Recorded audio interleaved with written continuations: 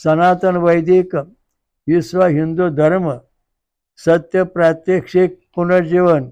मी काशी विश्वेश्वर सरस्वती महाराज कलकी दत्तात्रय मंदिर शिरूर गोंडदी पाचवाडी येथून दिनांक 8/8/1960 पासून प्रचार करीत आहे। आपण विश्वक्रांती नवे ज्ञान आपण ऐका, सर्वात सांगत जा। दररोज संध्याकाळी 8 ते 8:15 पर्यंत किंवा जास्त वेळ असते। अवश्य लाभ घेणे। ओम वक्रतुंड महाकाय सूर्यकोटि समप्रभ निर्विघ्नं कुरु मे देव सर्वकार्येषु सर्वदा। सर्व जगांचा एकच परमेश्वर। ओम सहस्रशीर्षा पुरुषा सहस्राक्षा सहस्रपाद स भूमिश्वर दशांगुलम। आपला आजचा प्रवचन आहे 66व। विषय खूप सुंदर आहे आणि ते रोजच्या वाचल्यानंतर ते समजन। भगवान कलकीचा पूर्ण अवतार महासत्ता बनणार। स्वर्गीय आकाशवाणी झाली, त्याच्यातले काही शब्द जे ऐकू आलेले आहेत त्या दृष्टीने धरून आणि वेदातले काही शब्द वळी धरून ही माहिती सांगितली जाते। ओमाव कल्पेशुना पुमा तमांसे सोम योध्यातानी पुनान जंघना। हे पुरुष सोम, सदा सर्व काळ तो आमचे रक्षण कर। हे पवित्र करण्या सोमा, ज्ञानहीन दाक्षांना तू नाश करणार हो। युद्ध करण्यायोग्य अधपात नाश कर। पुमा म्हणजे पुरुषार्थ गाजविणारा। आता या ठिकाणी हे पुरुष सोमा, आता या ठिकाणी बघा परिस्थिती अशी आहे, हे पुरुष सोमा, तो पुरुष, कळलं? ती सोमवल्ली। आता बघा याच्यामध्ये फरक कसा आहे, ती सोमवल्ली आणि तो सोम। आता सोमवल्ली ती आहे, तो आंबा, तो सप्परते, तो आंब्या झाड, ते आंब्या झाड आहे। या ठिकाणी तो ऊस आणि ऊसाचा तो रस, म्हणजे या दोन्ही ठिकाणी पुरुष तत्व आलेलं आहे। ऊसाचा सोमरस हा सोमरस आहे, सोमवल्ली ती सोमवल्ली आणि पुरुष सोमा। बघा आता विचार करा तुम्ही, सोमवल्ली ती आणि पुरुष सोमा म्हणजे ज्याच्यामध्ये पुरुष तत्व आहे, ज्याच्यात परिपूर्ण सामर्थ्य आहे, जो परिपूर्ण उरून राहिलेला आहे, तो परमात्मा पुरुष। म्हणजे ओम सहस्रशीर्षा पुरुषा सहस्राक्षा सहस्रपाद मूर्ता दशांगुलम, हा परमेश्वर आहे, हा सोम आहे। आणि याच्यापासून जे निर्माण झालेलं वनस्पती आहे सोम, व सोमवल्ली, ऊसाचा ऊस, फळं, फळांचा रस, ही त्याच्यापासून निर्माण झालेली फळं आहेत, म्हणून हा सोमरस। म्हणून भगवान परमात्मा जो आपल्याला भेटायचा आहे तो कोणत्या पद्धतीने भेटणार?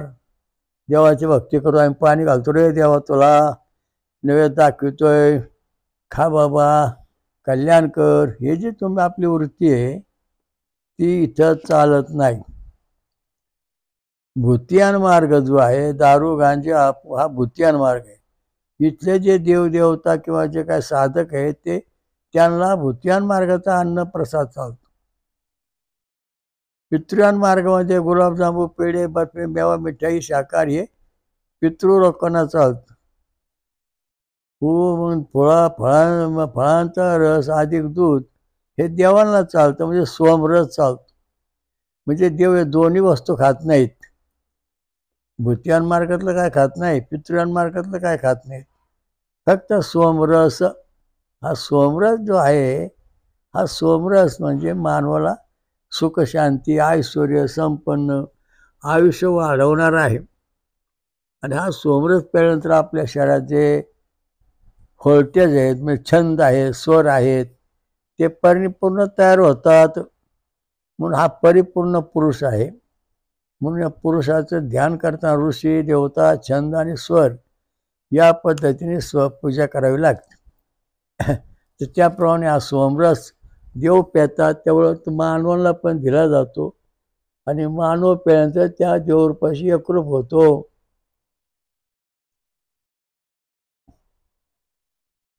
आणि हा सोमरस सर्व काळ आपले परिपूर्ण संरक्षण करणार आहे. आता याच्यामध्ये आपल्या शरीरात संरक्षण करणार कोण आहे? अल्फा किरण आहेत, लक्षात ठेवा. या ठिकाणी हा सिद्धांत असा आहे, अल्फा किरण आपल्या शरीरात आपलं पूर्ण संरक्षण करणारे आहेत. आणि या अल्फा किरण आपल्या शरीरात आणण्याकरता जस्त असावं लागतं. आणि हा अल्फा किरण जास्तातून सरळ रेषेतून वर जातात. म्हणजे सोमरसामध्ये अल्फा किरण म्हणजे पवमान सोमा हे जे देवता आहे, परमात्मा आहे, त्याचा जो प्रकाश प्रवाह आहे तो आपल्या शरीरामध्ये आपलं रक्षण करतो. म्हणजे तांबड्या पेशी, पांढऱ्या पेशी, नंतर प्लेटनेस, चपट्या पेशी, नंतर आपल्या शरीरामध्ये शिरा आहेत, रोहिणी, नीला आणि इळा, पिंगळा, सुषुम्ना, वज्रनाडी, वज्रनाडी आणि ब्रह्मनाडी, याच्या 7 नाडी आपल्या शरीरात आहे. याचं संरक्षण डोळे, कान, नाक, पाय, हातपाय, मेंदूतले 72,000 केंद्र, या सगळ्यांचं संरक्षण करणार एकच उपाय आहे जगामध्ये, म्हणजे सोमरस पिणे. आपल्या मेंदूचे विकाराची माणसं जगात खूप आहेत आणि जगामध्ये जवळजवळ सगळ्यांना हा विकार होण्याची शक्यता असते. ह्या पब्लिकला हा आजार होऊ नये मेंदूचा. मेंदू म्हणजे bundle of brains in brain. हृदयामध्ये bundle of brains in heart. म्हणजे आपल्या हृदयामध्ये हा जो रोग आहे किंवा तो बंडल ऑफ ब्रेन्स म्हणजे मज्जातंतूचा गुंतागुंत होणारा हा आजार आहे. हा आजारापासून संरक्षण करणारा फक्त उसाचा रस, फळांचा रस, नंतर नारळाचं पाणी आणि आमरस, एवढ्या 4च वस्तू अशा आहेत की आपल्या शरीरामध्ये, आपल्या मेंदूमध्ये गाठी होऊन देत नाही, मज्जारोधी एकमेकांना जोडून देत नाहीत आणि त्यामुळं आपण रक्षण होत. आपल्या हृदयामध्ये जे काय म्हणजे हे आहेत, मज्जातंतू आहेत. उजवीकडचा मज्जातंतू डावीकडे जाणे, डावीचा मज्जातंतू उजवीकडे जाणे आणि त्यांची एकमेकांची गाठ पडणे किंवा गुंतागुंत होणे, याला बंडल ऑफ ब्रेन्स म्हणतात. हा रोग जगामध्ये कोणालाही दुरुस्त करता आलेला नाही आणि येत नाही, इतका अवघड आहे. कारण हृदयाची गुंतगुंत म्हणजे नवं हृदय तयार करावं लागणार आहे, तेव्हा गुंतागुंत हटणार आहे. आणि सगळ्यात वाईट गोष्ट आहे, ही गोष्ट दुरुस्त करण्याचं काम फक्त सोमरस करतो. ऋषी, देवता, छंद आणि स्वर हे म्हणावंच लागतं. आणि मग तो सोमरस या गोष्टी करतो म्हणजे आपल्या शरीराचं सुडौलपणा कायम राहतो. त्याच्यामध्ये कुठल्या प्रकारचा आजार वगैरे काय होत नाही. जर समजा आपल्या शरीरामध्ये पवमान सोमा म्हणजे अल्फा किरण नसेल तर आपल्या शरीरामध्ये गॅमा आणि बॅटा किरण हे अणुबॉम्बचे किरण शरीरात शिरून पेशी, पांढऱ्या, तांबड्या, प्लेटनेस या सगळ्या पेशी, शरीरातल्या शिरा, मेंदू, हृदय सगळ्यांचा नाश केला जातो, विध्वंस केला जातो. कोरोनामध्ये बॅटा किरणाने असंच केलेलं आहे. तर सांगायचा मुद्दा असा आहे की याच्यातून वाचण्याकरता सोमरस पिणे आवश्यक आहे. मेंदूचा विकार, बुद्धी स्मरणशक्ती कमी होणे, मेंदू रक्तपुरवठा कमी होणे, त्यामुळं मेंदूची ताकद कमी होणे, 36,000 केंद्र काम न करणे, हे सगळ्या गोष्टी आपल्याला समतोल ठेवायच्या असतील तर ज्वारी, बाजरी, गहू, तांदूळ किंवा भुतियान मार्गाचं जेवण, पितृ मार्गाचं चालत नाही. याच्यापाशी कधीही तुम्हाला फायदा होणार नाही. आणि ह्या गोष्टी टाळण्याकरता फक्त देवलोकांनी जे संशोधन ऋषीमुनी केलेलं आहे, देवांचं स्मरणशक्ती, देवांच्या डोक्यात असणारं ज्ञान आणि आपलं ज्ञान समान होण्याकरता याची गरज आहे. समजा शाळा आहे, शाळेमध्ये मुलं आहेत. आता निम्मी मुलं शाकाहारी आहेत आणि शिक्षक बी शाकाहारी आहेत. तेव्हा शिक्षक जेव्हा त्या मुलांना शिकवतो तेव्हा ती शाकाहारी मुलं आहेत, तेव्हा त्यांनी सांगितलेलं ज्ञान ते ताबडतोब ग्रहण करतात. परंतु जे इतर आहारी आहेत त्यांना यांचं ज्ञान लवकर समजत नाही आणि ते ग्रहण करू शकत नाहीत, कारण त्यांचे मज्जातंतू जे आहेत ते सोमरसाने युक्त नाहीत. त्यामुळं त्यांच्यामध्ये बंडल ऑफ ब्रँच या नावाचा घटक तयार होतो आणि मग ते वाकडे कसतरी बडबड करतात, त्यांची बुद्धी बिघडते. ते प्रयोग करून बघा किंवा तुमचे आज कार्डिगाम तपासून घ्या. तुमचे कार्डिगाम जर समजा 3 MM असतील तर तुमची बुद्धिमत्ता, हृदय सगळं कार्यक्रम मंद चाललेला असणार. पण जेव्हा तुमच्या हृदयातले कार्डिगाम 6 MM ते 10 MM येईल तेव्हा तुमच्या शरीरातली सगळी घटना व्यवस्थित चालू आहे. हे कशामुळे चालणार? पवमान सोमरसाने, म्हणजे सोमरसाने निर्माण होणं जो अल्फा किरण आहे त्याच्यामुळे चालणार, ते चालत नाही. अल्फा किरण आपल्या शरीरात निर्माण होण्याकरता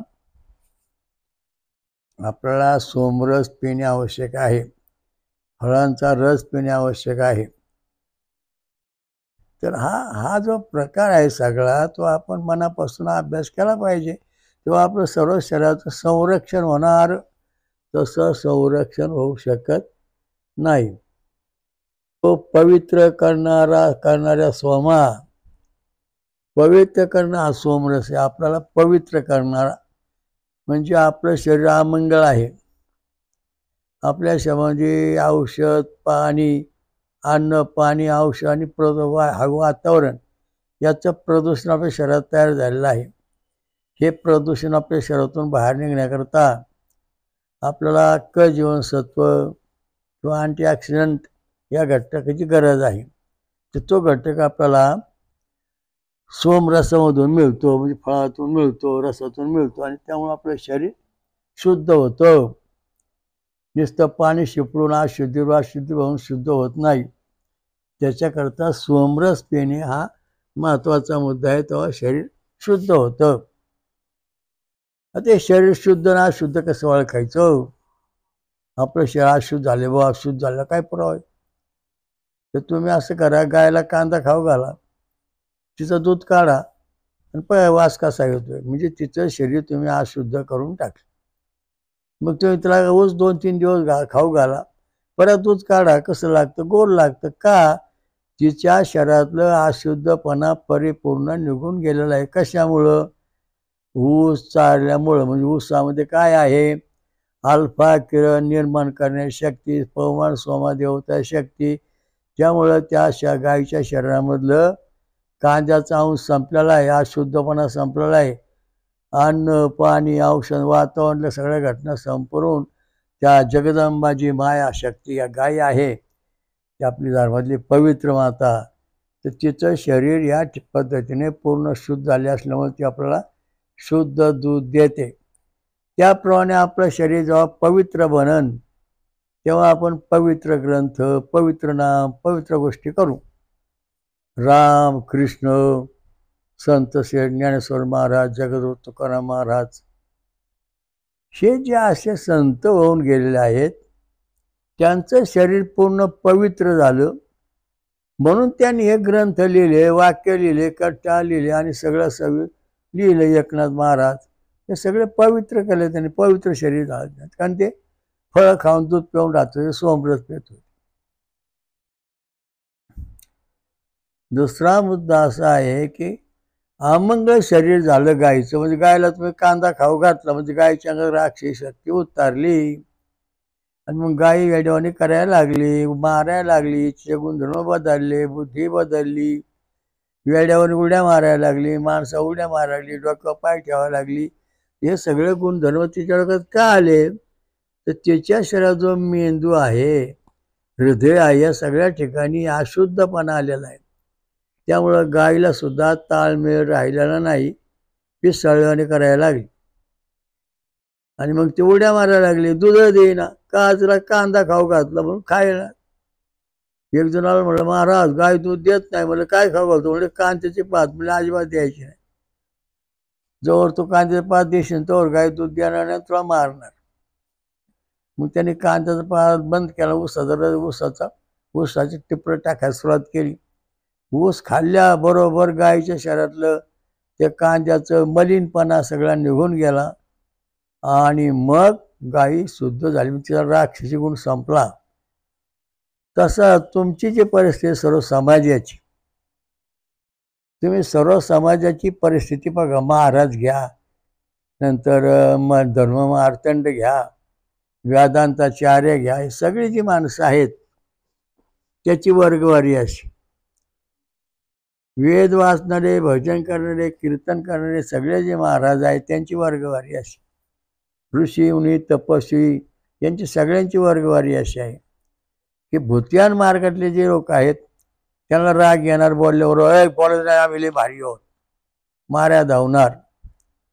त्याच्यानंतर पितृयान मार्गातले जे अन्न ग्रहण करणारे, वरण भात आमटे खाऊन मंत्र म्हणणारे, त्यांच्याकडून पितृयान लहरी चालतात, त्यांना पितृयान शक्ती प्राप्त असते, पितृयान फक्त चमत्कार दाखवतात, त्यांना ईश्वर प्राप्ती होत नाही. मग पुढचा तो दुसरा साधू असतो ऋषीमुनी, तो फळ आणि दूध पिऊन राहतो, त्याच्याकडे ईश्वरी शक्ती, परमेश्वर शक्ती असते, त्याच्याकडे ज्ञानाची प्रवृत्ती असते. ज्ञानेश्वर तुकाराम यांनी मोठे ग्रंथ गाथा का लिहिल्या, त्यांचं वाङ्मय अमर काय आहे, तर त्यांचं शरीर त्यांनी पूर्ण शुद्ध केलं. देव आले माझ्या मला म्हणले, महाराज तुम्हाला महाराज बनायचं ना. म्हणलं नाही बनायचं बापरे, साधं बरं आहे, मी साधाच बरं आहे, तुम्ही असं करा म्हणे, फळं खात दूध प्या. म्हणलं मी लहानपणापासून फळं खात दूध पित राहतो आहे, पण जास्त जोर द्या म्हणे. म्हणजे ठीक आहे. आणि मग त्यांनी सांगितलं का तर तुमचं शरीर परिपूर्ण शुद्ध झालेलं आहे. तुम्ही आता ज्ञानेश्वरीवर भगवद्गीताचे 700 श्लोक, ज्ञानेश्वरीचे 9013 श्लोक सगळ्यांना धरून स्वयंपूर्ण महाकल्केश्वरी नावाचा ग्रंथ आम्ही सांगू तशा पद्धतीने, पांडुरंग सांगून तशा पद्धतीने लिहायचा. त्याप्रमाणे 48 वर्ष ते सगळं माझं बोलत होते. आणि मग दोघांच्या संवादातून जे काही लिखाण झालं ते ग्रंथ आहे. 1,85,000पेक्षा जवळजवळ 2 लाखापर्यंत हे महाकाव्य त्यांनी माझ्याकडून येऊन घेतलं. का? शरीर शुद्ध झाल्यानंतर स्वर्गातल्या ज्या संवेदना आहेत, ज्या लहरी आहेत, त्या उत्तमपणे उमटतात आणि आपल्याला ते ज्ञान देतात, त्यामुळे ते लिहिता येतात. आपलं शरीर अशुद्ध असेल तर आपल्याला अशा लहरी उमटणार नाहीत. गायला ऊस खाऊ घातला, गाय शांत बसली, रोंद करीत, दूध चांगलं दिलं, तिने उड्या मारल्या, गाय की तशा प्रकारचं आपल्या शरीरातली राक्षसी वृत्ती घालवा. दैवी संपत्ती आणि राक्षसी संपत्ती. गायला ऊस घातला की गायीचं दूध गोड लागणार, ही ती दैवी संपत्ती. गायला कांदा खाऊ घातला की तिचं दूध कडसर किंवा वास मारणार, म्हणजे ती आसुरी शक्ती प्राप्त झाली. म्हणजे आपल्या शरीरात दैवी संपत्ती आणि आसुरी संपत्ती जी आहे ही सगळे तुमच्या खाण्यापिण्यावर अवलंबून आहे. भूतियान मार्ग, पितृयान मार्ग, याच्यामध्ये भूतियान मार्गामध्ये आसुरी शक्ती तयार होते, पितृयान मार्गामध्ये दैवी आसुरी शक्ती प्रगट होते, आणि देवयान मार्गामध्ये म्हणजे फळांचा रस, दूध, याच्यामधून दैवी शक्ती प्राप्त होते, म्हणजे आसुरी दैवी संपत्ती प्राप्ती होते. पितृयानामध्ये कधी दैवी संपत्ती, कधी आसुरी संपत्ती तयार होते. म्हणजे इथे ताळमेळ राहत नाही, ते प्युअर ज्ञान सांगू शकत नाही, सत्य ज्ञान आपल्याला होत नाही. या ठिकाणी वरण भात आमटे खाण्याचे सगळे लोक असतील जगामध्ये, मोठमोठे भंडारे होत असतील, अनेक चमत्कार होत असतील, जर ते महाराज हेच खात असतील, की देवाला हेच नैवेद्य देत असतील, वरण भात आमटी किंवा भूतियान मार्गाचं, ती बुद्धी तशी चालणार. ईश्वर प्राप्त होतो त्याला ज्ञान असणार, पण ईश्वर प्राप्ती होणार नाही, कारण शरीर अशुद्ध आहे, त्यामुळं ते दिसणार नाही. आता समजा तुम्ही दही केलं, एका 2 गायांची दही दूध टाकून केलं, दही बनवली आणि दूध घुसळून काढलं, तेव्हा जी गावरान गाय होती चांगली, तिच्या दुधामध्ये लोणी भरपूर निघून तूप भरपूर निघालं. दुसरी जी हायब्रिड गाय होती तिच्या दुधामध्ये लोणी तयार झालं नाही, दही पण तयार झालं नाही, म्हणजे अशी वस्तुस्थिती आहे. म्हणजे आसुरी शक्ती त्यांच्याकडे आली. गायरण गाय म्हणजे दैवी संपत्ती आलेली आहे. ज्ञानेश्वर महाराज यांची दैवी संपत्ती माप कोणालाही त्याची बरोबरी करता येणार नाही. जगात इतकी सुंदर दैवी संपत्ती निर्माण झाली. संत श्रेष्ठ तुकाराम महाराज, नंतर रामकृष्ण यांचे उपदेश, हे सगळी दैवी संपत्ती अतोनात आहे. एकनाथ महाराज यांनी अतोनात दैवी संपत्ती. संत श्रेष्ठ निळोबा महाराज, शिरोळचे संत श्रेष्ठ निळोबा महाराज पिंपळणे असतात, होते, आहे समाधिस्थ. तसे लिंबराज महाराज रामलिंगाच्या कृपेने झालेले, त्यांची दैवी संपत्ती ही म्हणजे विशेष प्रकारची गोष्ट. सोमरस पिऊन राहायचे, त्यामुळे त्यांना विशेष प्रकारची दैवी संपत्ती अभंग काव्य यांनी त्यांनी लिहिली. अमर गोष्ट झाली. भाग्यवंता घरी भजन पूजन काय ज्ञानेश्वर तुका संत श्रेष्ठ निळोबा महाराजांनी अभंग लिहिला. ही दैवी संपत्ती कशामुळे येते? सोमरसामुळे येते. हे सोमरस पेले, फळं खाल्ले, दूध पेले, आहार असा ठेवला म्हणून यांच्या मुखातून दैवी वाणी बाहेर पडली, दैवी शक्ती बाहेर पडली. तशी राक्षसी शक्ती कोणा शहरातून बाहेर पडली नाही. उदाहरणार्थ आपण घेऊ मंबाजी बुवा, संत श्रेष्ठ तुकाराम महाराज. तुकाराम महाराज फळ खायचे, डोंगरावर जाऊन राहायचे आणि भरपूर अभंग लिहायचे. सारखे त्यांना संधी ऐकायचे. सौंदर्य ते ध्यानोभय विटेवरी सारे संधी ऐकायचे. तर त्याचं कारण असं आहे की त्यांच्या शरीरात दैवी संपत्ती निर्माण झाली आणि मंबाजी बुवाला आसुरी संपत्ती निर्माण झाली. तर तो वाकड्या तिकडे मार्गात शिरला, त्याचा आहार बिहार व्यवस्थित नव्हता, म्हणून त्याला मोठं मोठं वाङ्मय किंवा ग्रंथ लिहिता आले नाहीत. ग्रंथ वाचणं सोपं आहे, पण ग्रंथ लिहिता येत नाही असं विद्वानांचं मत आहे. ग्रंथ लिहिणे ईश्वरी शक्ती आहे, संपत्ती आहे. धार्मिक ग्रंथ लिहिणे ही ईश्वरी शक्ती आहे आणि वाकड्या तिकडे ग्रंथ लिहिणे ही आसुरी संपत्ती आहे. तर सांगायचा मुद्दा असा आहे की तुम्ही जर समजा फळं खाऊन दूध पिऊन काही दिवस राहिला आणि तुमचं शरीर जर पूर्ण शुद्ध झालं तर तुम्हाला खरोखर ज्ञान प्राप्त होत. आता चोखा मेळा हा इतर समाजाचा, परंतु त्याचं शरीर पूर्ण शुद्ध झाल्यानंतर ऊस डोंगा पर रस नाही डोंगा. म्हणजे बाहेर वाकडे तिकडे काय असतं तुमच्या जाती धर्म, पण आता जो परमात्मा आहे तो एकच आहे. ह्या सिद्धांत त्यांनी जगात महत्वाचा मानला. का? तर सोमरस पेत होता, दैवी संपत्ती निर्माण झाली. सर्वसामान्य माणूस सुद्धा देव होऊ शकतो, मोठा होऊ शकतो, पण त्याला आचरण शुद्ध पाहिजे. देह शुद्ध करून भजनी भाजावे अशा दृष्टीने शक्ती आली पाहिजे. तर हे राक्षसी शक्ती जी आहे हिचा नाश होतो असं याच्यात सांगितलं. आता साधी गोष्ट आहे की सोमरस प्यायल्यानंतर राक्षसी शक्तीचा नाश होतो असं उदाहरण आपल्याला आहे का एखादं? आहे. आता ऊसाचा रस आणला आणि एक दारूचा ग्लास आणलं, त्यात ग्लासामध्ये बर्फ टाकलं आणि या ग्लासात टाकलं तर ऊसाच्या रसात बर्फ तरंगलं आणि दारूच्या प्याल्यातलं बर्फ खाली गेला, आवाज झाला. म्हणजे याचा अर्थ घनता कमी आहे. ऊसामध्ये घनता जास्त आहे. उत्साह देणारा जो रस आहे तो ऊसाचा आहे. दारू जे आहे ते माणसाची बुद्धी भ्रमिष्ट करून गुंगी आणणारी आहे. म्हणून अशा दृष्टीने निराक्षय शक्ती अशी निर्माण होते. आता समोर एक झाड आहे आणि त्या झाडासमोर दोन माणसं बसलेली, एक सात्विक वृत्तीचा आणि एक राक्षसी वृत्तीचा.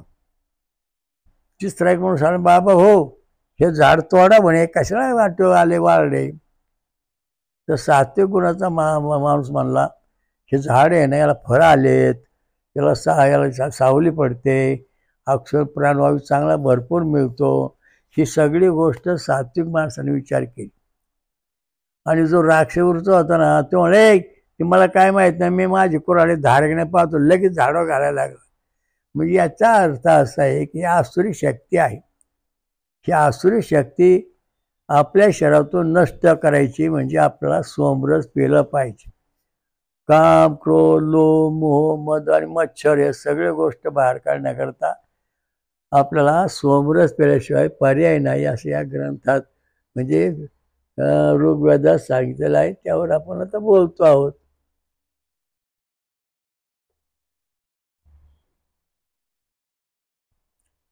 सोमरस हा पवित्र करणारा आहे. त्यांना तू सन्मार्ग दाखव आणि ज्ञानहीन राक्षसांचा तू नाश कर. कारण राक्षस म्हणजे ज्ञानहीन, त्यांना ज्ञान नाही. पुढं काय होईल याचा विचार न करणार माणूस लगेच त्याला ज्ञान नसतं. म्हणजे थोडक्यात हे झाड आहे, तोड म्हणलं की लगेच तोडणार तो. आणि सात्यकृतीचा जो मनुष्य तोड म्हणलं तोडणार नाही, त्याचा विचार करणार आहे. अशा दृष्टीने हे दोन माणसं आहे या ठिकाणी आहेत. राक्षसवरती जे ते करायचे. मग याचा ऋषी देवता छंद आणि स्वराचा मंत्र म्हणणारा जो आहे त्याच्याकडं सोमरसाची ताकद वाढत जाते. पण जो तो सोमरसाचा मंत्रच व्यवस्थित म्हणत नाही आणि पितो त्याला ताकद वाढत नाही, नुसता सोमरस पिणे. आता एक गोष्ट सांगतो महत्वाची, सत्य घटना आहे. तर एक जण त्या असं आहे, विश्वामित्र ऋषी सविता देवता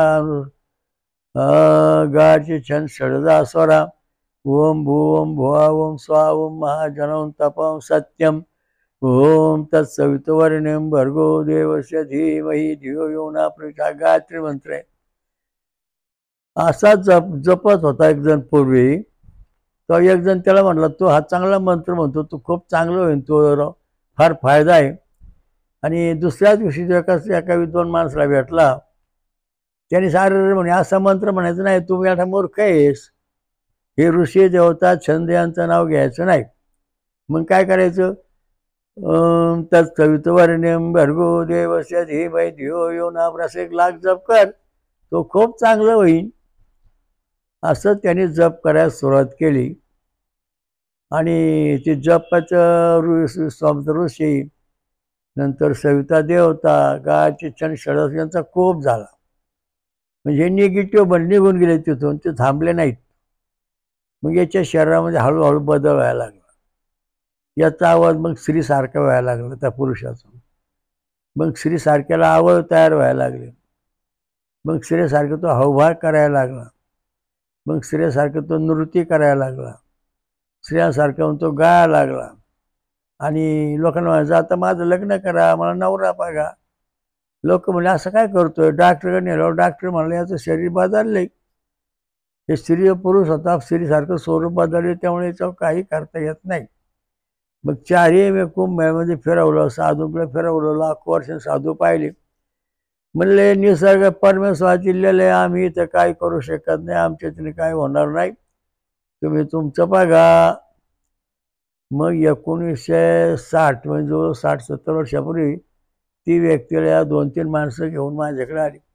म्हणले बाबा हा बाप पुरुष आहे, याचं शरीर रूपांतर व्हायला लागलं, काय उपाय आहे का तुमच्यामुळे? हाय उपाय, काळजी मंत्र म्हणून दाखव.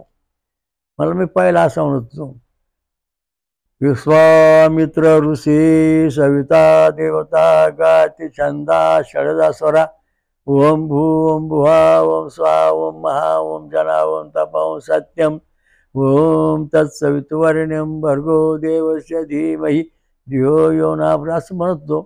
तेव्हा तो लाख जप केला. भरपूर खूप चांगलं वाटलं. माझं शरीर सगळं सुधारलं.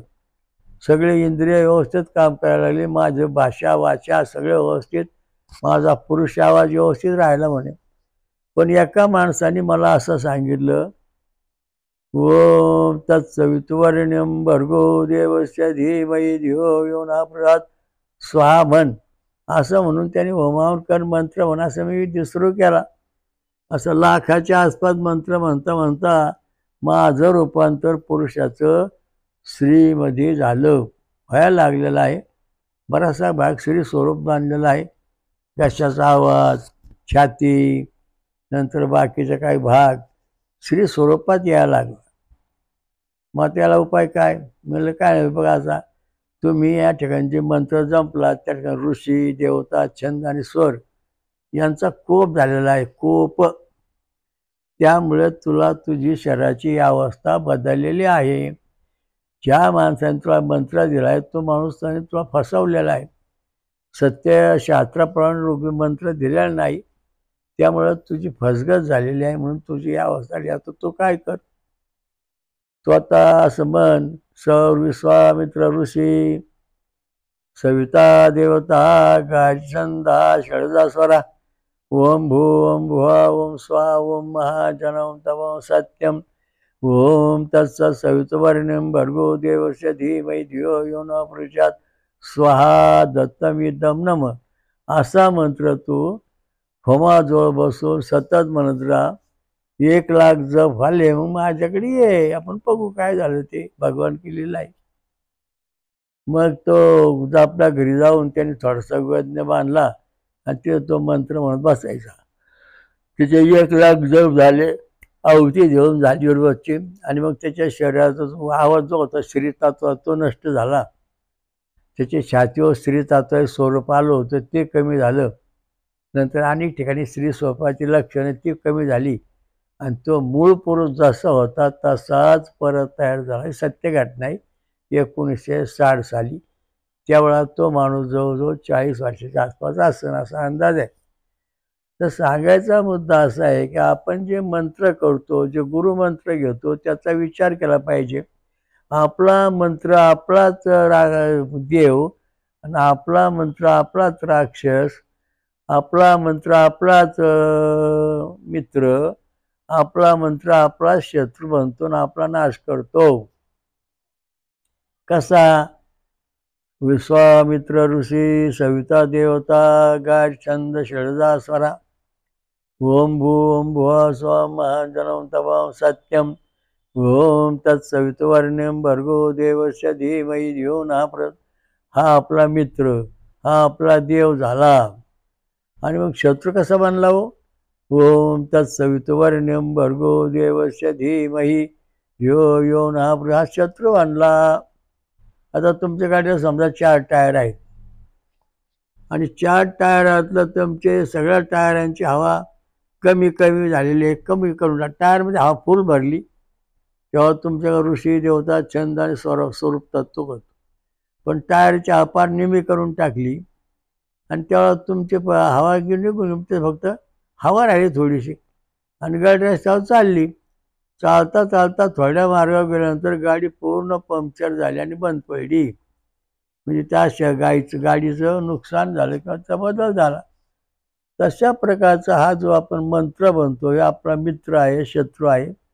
आपला मंत्र आपला देव आहे, आपला मित्र मंत्र आपला शत्रू आहे. मग सोमरस प्यायचं आणि वेद मंत्राप्रमाणे मंत्र म्हणायचे. म्हणजे आपला कोणी शत्रू होत नाही, कोणी मित्र होत नाही. हे विरक्तगडासन त्याच्यामध्ये गणेश अंटीजन आहे, मग गणपतीचा मंत्र म्हणायचा. ओम रक्तगडासन त्याच्यामध्ये सुदर्शन ओम अंटीजन आहे, त्यांनी विष्णूचा मंत्र म्हणायचा.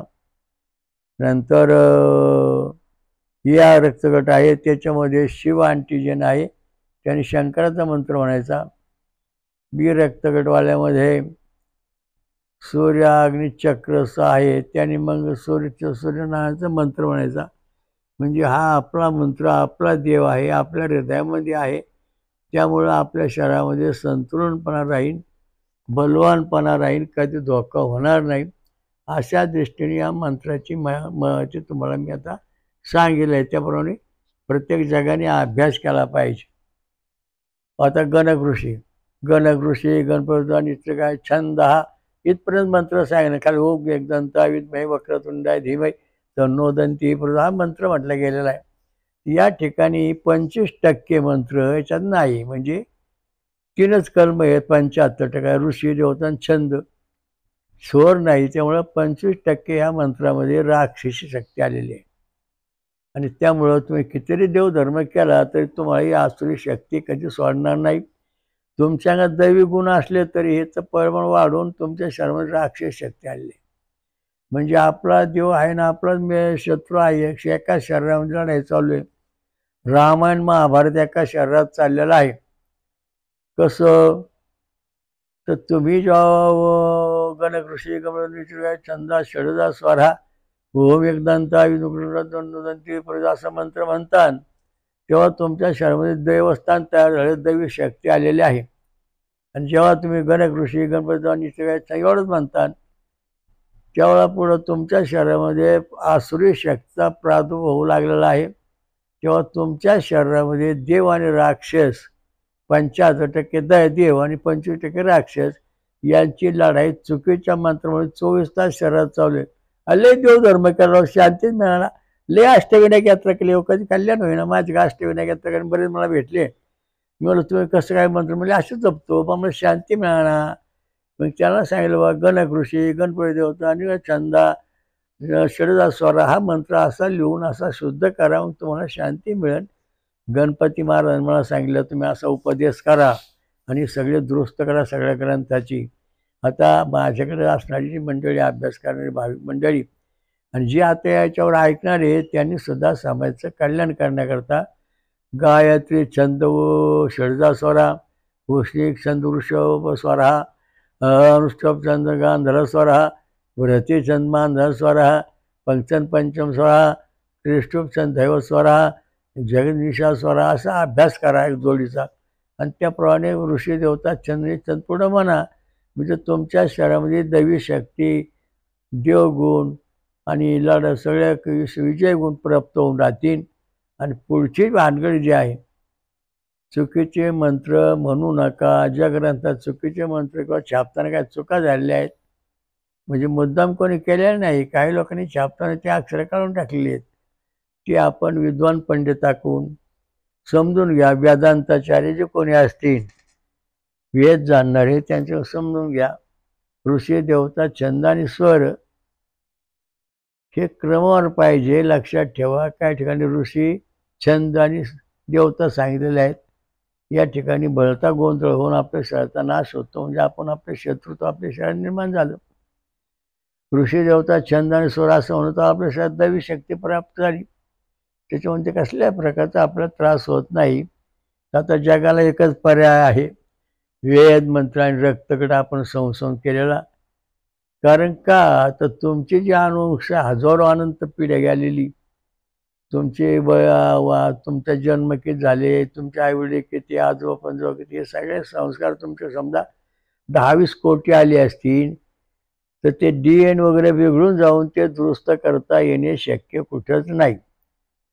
म्हणून ऋषी देवता छंद आणि स्वर असे मंत्र म्हणून आपण सोमरस पिऊन आपली अनुवंशास दुरुस्त करू शकतो.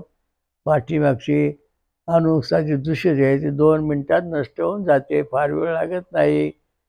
बोला श्रीरामलिंग महाराज की जय. हयग्रीव गो नदी गंगा मैया की जय. जगाचा एकच परमेश्वर ओम सहस श्रीशा पुरुषा सहस्राक्षा सहस्रपास मूर्ताय दशांगुलम स्वयंभू विश्वराजा अशा म्हणून कलिकदत्त महाराज की जय.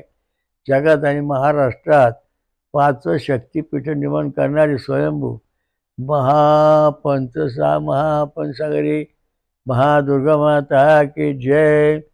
शनीश्वर महाराज की जय. काळभैरव की जय. खंडेश्वर की जय. हनुमंत की जय. सर्व देवदेवतांची जय. सर्व समाजाचे कल्याण असो. हरि ओम दत्त ओम. शांती शांती शांती.